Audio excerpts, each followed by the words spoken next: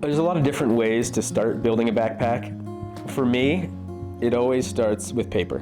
Specifically, Manila pattern paper is what I use. It comes on a big roll, it's yellow, and I always like to start a backpack with a shape mock-up.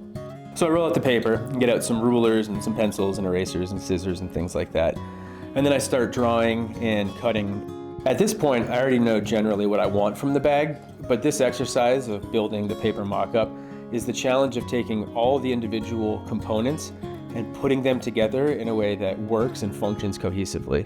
The size and the shape of the backpack, where the seams are going to go, and how those seams impart dimension in just the right places.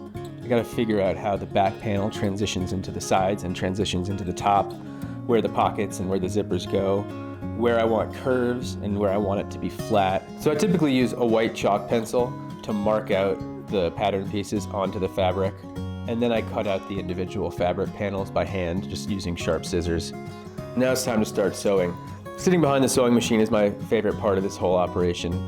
The Juki sewing machine that we have here at the office is like my little partner in crime when it comes to building backpacks. I know it really well, and I know the sounds it makes, whether it's the up and down of the needle, or the hum of the servo motor, or the bobbin winding sound. It's all predictable, and it's all smooth, and it's all the same every time. Eventually I come to final assembly, which is the last stitch line in the build, and this is the most exciting part. This is where the big reveal happens.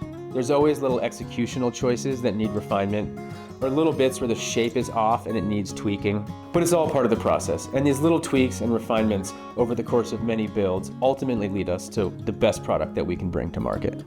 My name's Sam, and I'm the lead soft goods designer here at Matador.